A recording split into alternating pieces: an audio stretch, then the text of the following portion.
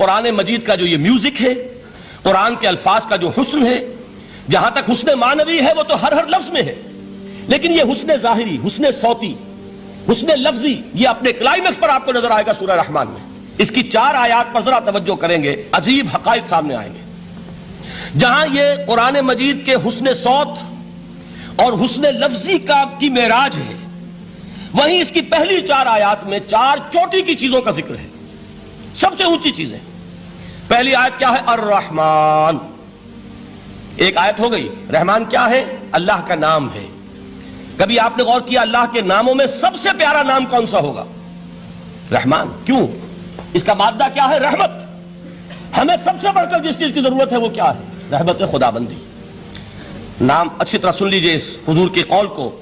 حضور فرماتے کوئی شخص جنت میں مجرد اپنے عمل کی بنیاد پر داخل نہیں ہو سکے گا جب تک کہ رحمت خداوندی دستگیری نہ کرے۔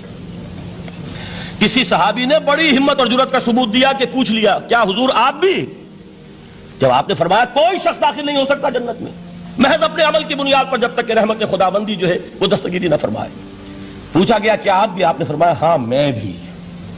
آپ اندازہ کیجئے کہ اگر محمد الرسول اللہ بھی رحمت خداوندی کے ضرورت مند ہوں تو تاب دیگراں چہ رسد، ہماری تو سب سے بڑی ضرورت رحمت خداوندی ہے۔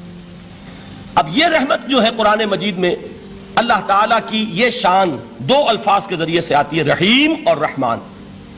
اور کوئی مادہ نہیں ہے جس سے 2 نام بنتے ہوں اللہ کے، لیکن یہ مادہ ہے واحد رحمت کا کہ جس سے رحمان بھی ہے رحیم بھی ہے۔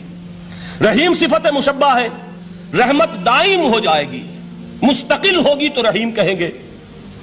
اور رحمان، اس میں رحمت کی ہے وہ شان ہے کہ جیسے ٹھاٹھے مارتا ہوا سمندر ہو، ہیجان کی کیفیت، طوفانی کیفیت، رحمت خداوندی کا طوفانی جوش، وہ ہے رحمان۔ تو یہ اللہ تعالیٰ کے ناموں میں سب سے پیارا نام۔ اب آگے چلیے، الرحمن علم القرآن، رحمان نے قرآن سکھایا۔ رحمت خداوندی کا سب سے بڑا مظہر، رحمان کی رحمانیت کا سب سے بڑا مظہر قرآن ہے۔ ان میں جو منطقی ربط ہے اس کو سمجھتے جائیے۔ اچھا آپ یہ سوچئے، جو علم بھی انسان کو حاصل ہوا وہ کس نے دیا؟ اللہ نے۔ سائنس کا علم کس نے دیا؟ اللہ نے۔ علم آدم الاسماء کلہا، وہ علم الاسماء جو حضرت آدم کو دے دیا گیا تھا ازل میں، یہ اسی کا ظہور ہے، یہ اسی کی ایکسفولیشن ہے جو ہو رہی ہے اور ہوتی رہے گی ابھی۔ اور دوسرے علم ہے وہ کس نے دیے؟ اللہ نے دیے۔ لا یحیطون بشیء من علمہ الا بما شاء، مخلوق میں سے کوئی اللہ کے علم میں سے کسی شے کا احاطہ نہیں کر سکتا مگر وہ جتنا اللہ دینا چاہے۔ لیکن یہ کہ تمام علوم میں چوٹی کا علم قرآن۔ نوٹ کرتے جائیے، اب چوٹی کی چیزیں جمع کیجئے۔ اللہ کے ناموں میں چوٹی کا نام رحمان، اللہ نے جو کچھ انسان کو سکھایا اس میں چوٹی کا علم قرآن۔ خلق الانسان، انسان کو پیدا فرمایا۔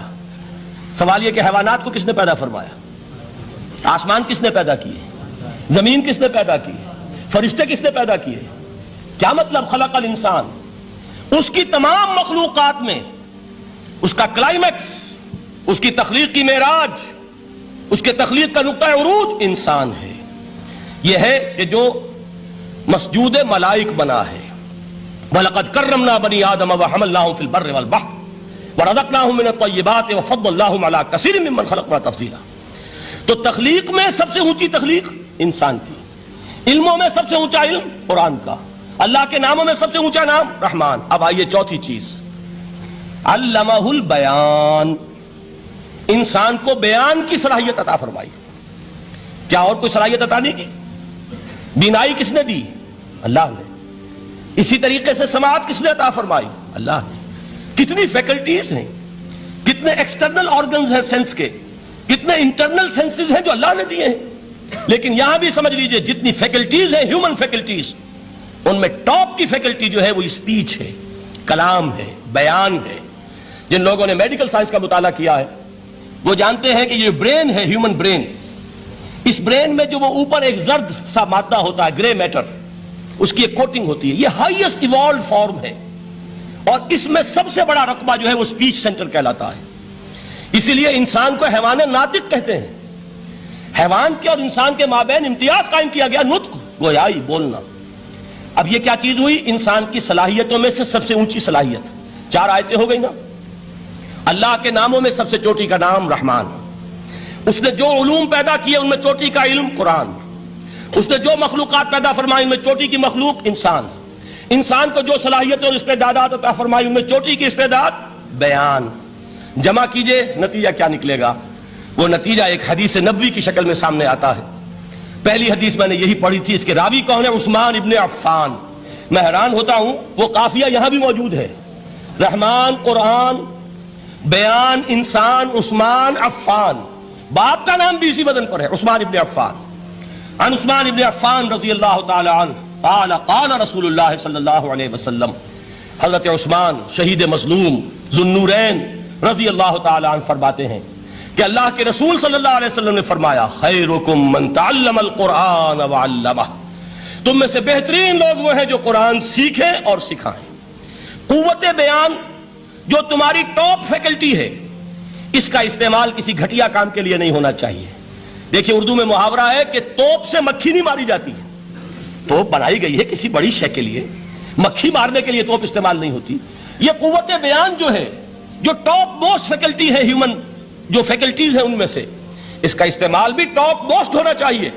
قرآن کو بیان کرو، وہ جیسے کہ علامہ اقبال نے کہا ہے، بلکہ غالباً ان کے قبر پر آس پاس جو اشعار لکھے ہوئے ان میں سے ایک یہ بھی ہے، اگر یک قطرہ خونداری اگر مشتے پرے داری بیابامن تو آموزم طریق شاہ بازی را، اگر تمہارے اندر ایک قطرہ بھی خون کا ہے اور مٹھی بھر بھی پر اگر اللہ نے دیے ہیں تو میرے پاس آؤ کہ میں تمہیں شاہبازی کے طریقے سکھاؤں۔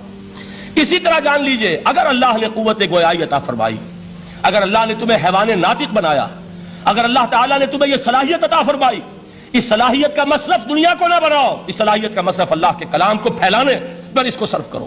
خیرکم من تعلم القرآن وعلمہ، خیر جب لفظ آتا ہے بغیر من کے، ورنہ تو آتا خیر من ہو تو یہ ہوگی کمپیریٹیو جو ایک ایڈجیکٹیو جو ہوتی ہے، لیکن یہ سپرلیٹیو ڈگری ہے جب بغیر من کے ہوگا۔ خیرکم، دی بیسٹ امنگسٹ یو، جو تم میں بہترین لوگ ہیں وہ کون ہیں؟ من تعلم القرآن وعلمہ، جو قرآن سیکھیں اور سکھائیں، قرآن پڑھیں اور اسے بیان کریں۔